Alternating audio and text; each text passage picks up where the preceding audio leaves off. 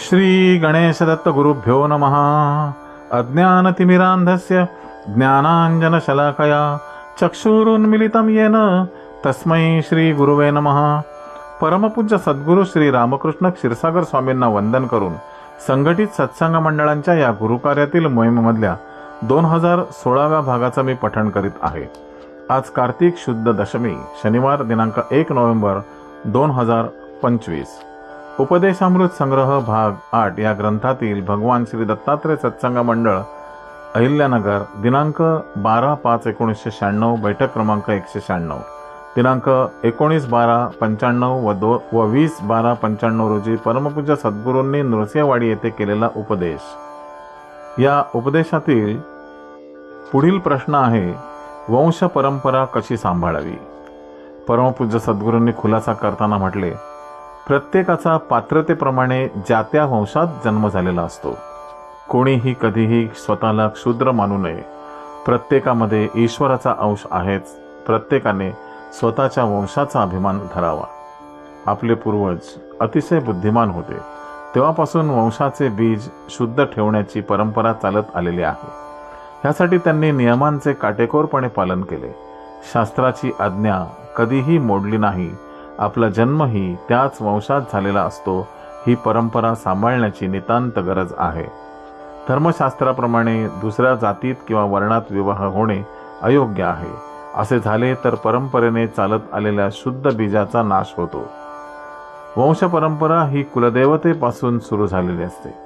घराण्याचा मूळ पुरुष त्यांना मानत असतो, तेव्हापासून त्या देवतेची कृपा घराण्यावर चालत आलेली असते।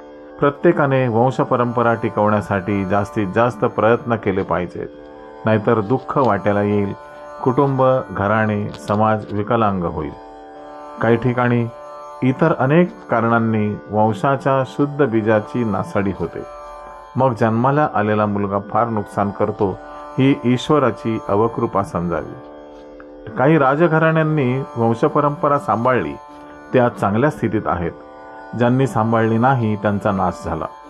काळाच्या लाटेत राजाकडूनही काही गुन्हे घडतात, परंतु नियमाप्रमाणे राजांना देखील गुन्हे माफ होत नाहीत। त्यांनाही शासन होतेच। विकास म्हटला की उन्मत्तपणा येतो। गुन्हा या जन्मी घडला नसेल, परंतु पूर्वी घडलेल्या गुन्ह्याचे शासन होतेच। हे कोणालाही माफ होत नाही, भोगूनच पूर्ण करावे लागते। पुढील प्रश्न आहे, तीर्थक्षेत्र निर्माण कसे होते व उपयोग काय। परमपूज्य महाराज म्हणतात, जेथे भगवंताची साक्ष, वास किंवा काहीतरी खूण असेल तेथेच क्षेत्र निर्माण होते। जेथे या गोष्टी नाहीत तेथे फक्त देऊळ निर्माण होते। काही ठिकाणी देवाची मूर्ती हे क्षेत्राचे लक्षण आहे। जर देवाची मूर्ती असेल तर तिच्या हातात आयुधे असावीच लागतात। राम, कृष्ण, परशुराम ह्या मूर्ती बघा। क्षेत्राच्या ठिकाणी एकतर गुप्तवास पाहिजे, उदाहरणार्थ गाणगापूर, नृसिंहवाडी वगैरे ठिकाणे होत। इतर ठिकाणी भगवंत मूर्तीच्या हातात शंख, चक्र, गदा, पद्म आहेत। आयुधाशिवाय देवाची मूर्तीच निर्माण करता येत नाही, फक्त पुतळा म्हणता येईल। तीर्थक्षेत्र हे आपल्या जीवनात आधारस्तंभ आहेत। तीर्थक्षेत्री गेल्यावर अनेक लोकांच्या मनाला शांती व समाधान मिळते। येथे देवाचा वास किंवा साक्ष असते म्हणून हे घडते। देवाची साक्ष असते म्हणून मनातील इच्छा पूर्ण होतात। देवाकडून चांगल्या व विधायक गोष्टीला अवश्य मदत मिळते। तसे म्हटले तर मनुष्य निराधार आहे। मनुष्याचा रक्तमांसाचा तर देह आहे। त्याच्या जवळ मनःशांती मिळवण्यासाठी काही आध्यात्मिक आहे का? काहीच नाही। तीर्थक्षेत्री तो आधार मिळवण्यासाठी जातो, स्वतःची बॅटरी चार्ज करून घेण्यासाठी, कामासाठी उत्साह व तरतरी मिळवण्यासाठी जातो। तीर्थक्षेत्री जी उपासना कराल, जो दानधर्म कराल, त्यातून जी शक्ती निर्माण होते ती सर्वांना अवश्य मदत करते। तीर्थक्षेत्र म्हटलं की शक्ती केंद्र म्हणायला हरकत नाही। ही शक्ती नगरलाही आहे, तरीही आपण तीर्थक्षेत्री का जातो? जेथे देवांनी वास केलेला आहे त्या निमित्ताने तेथे देवांचे दर्शन होते, सहवास घडतो। देवांच्या संगतीत उपदेशाचे माझे 2 शब्द ऐकायला मिळतात। जीवनात काहीतरी मार्गदर्शन मिळते। त्याग।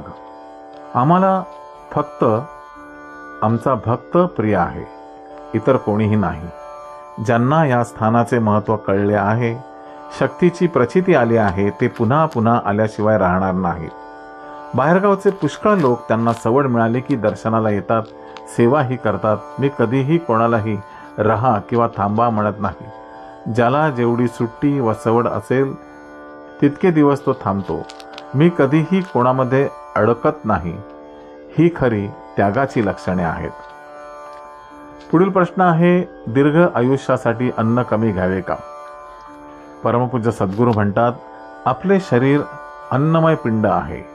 शरीर टिकवण्यासाठी, जगण्यासाठी त्याला अन्न द्यावेच लागते. जर अन्न दिले नाही तर जीव कासावीस होतो. कडक उपवासाने देहशुद्धी होत जाईल, परंतु आयुष्यात वृद्धी करता येणार नाही. ज्या दिवशी व्यक्तीचा जीव जाईल तो त्याच्या जीवनाचा शेवटचा दिवस धरला जाईल. इतके वर्षे जगला असे म्हटले जाईल. कायाकल्प ही वेगळीच पद्धत आहे. त्यासाठी योग साधनेची आवश्यकता आहे. कोण किती दिवस जगेल हे कोणीही सांगू शकणार नाही. जन्म व मरण हे दोन्हीही देवाने स्वतःच्या हातात ठेवले आहेत. काही लोक म्हणतात की दीर्घायुष्यासाठी फक्त दूध व फळेच घ्यावीत, म्हणजे शरीराची झीज कमी होईल. परंतु आपला देह अन्नमय पिंड आहे. तो फक्त अन्नावर पोसला जातो. शरीराला भूक लागते ती अन्नाची असते. फक्त दूध व फळांवर जगता येत नाही. 2-4 दिवस त्यावर काढता येतील, परंतु जास्त नव्हे. सकाळी जेवण घेऊन संध्याकाळी दूध व फळे घेतली तर चालेल. ज्याची प्रकृती धडधाकट आहे त्याने विनाकारण जास्त उपवास करू नये. शरीर पचविल तेवढे अन्न घेणे योग्य राहील. तसेच विनाकारण उपाशी राहून अन्न तोडू नका. शरीर विकलांग होऊन जाईल. एकदा प्रकृती ढासळली तर पुन्हा व्यवस्थित व्हायला फार काळ द्यावा लागतो. तुम्हाला वैराग्य येणार नाही. तुम्ही अकारण शरीराचे अन्न तोडू नका. त्रासदायक होईल. तुम्ही तरुण व निरोगी आहात, संसारी आहात. तुम्ही साधू पुरुष होऊ शकणार नाही. जोपर्यंत शरीर अन्न स्वीकारते तोपर्यंत त्याला जगण्यासाठी व टिकवण्यासाठी ते दिलेच पाहिजे. परमार्थामध्ये जे काही प्राप्त होणार आहे ते ह्या शरीरामार्फतच होय. शरीर हे त्याचे माध्यम आहे. म्हणूनच जमेल तेवढे हे शरीर टिकवले पाहिजे. जेव्हा तुम्हाला आजार असेल तेव्हा डॉक्टरांच्या सल्ल्याप्रमाणे अन्नात बदल केला पाहिजे. तेव्हा काही दिवस दूध व फळावर राहावे. दूध व फळे पचायला हलकी आहेत. शिवाय हे अन्न पूरक आहे, मुख्य अन्न नव्हे. कडक उपवासाच्या वेळी अन्न तोडल्याने शरीराची शक्ती कमी होते. तुम्ही तुमच्या मर्जीने एकदम कडक उपवास करू नका. त्याने फक्त शरीर शुद्ध होईल, परंतु परमेश्वर भेट होणार नाही. तुम्ही तारतम्य ठेवून व्रत व उपवास करावेत. विनाकारण उपद्रव होईल असे वागू नये. सध्या तुम्ही साधे रोजचे जीवन जगू शकत नाही, मग व्रत व कडक उपासना कशी करणार? मुख्य म्हणजे शरीर हे टिकलेच पाहिजे. शरीराला गरजेप्रमाणे अन्न द्यावेच लागते. जीवन सन्मार्गी कसे लागेल, जीवनात चांगले कसे वागता येईल हे बघा. आध्यात्मिक उन्नतीसाठी तुम्ही व्रतवैकल्य जरूर करा. जीवनात आनंद घ्या. शरीराला इंधन हे द्यावेच लागते. जे वयाच्या 50च्या पुढे गेले आहेत त्यांनी जेवणावर नियंत्रण ठेवावे. जे 50च्या आत आहेत त्यांनी बेफामपणे वागू नये. तुम्ही कितीही तप केलेत तरी एकदम ईश्वराचे दर्शन होणार नाही. त्यासाठी अगोदर खूप पुण्यसंचय करावा लागतो. श्री गुरुदेव दत्त. गुरुबंधू आणि भगिनींनो, आजचे हे पठण परमपूज्य सद्गुरूंच्या चरणी सादर अर्पण. पुन्हा भेटूया उद्या सकाळी 6 वाजता. श्री गुरुदेव दत्त.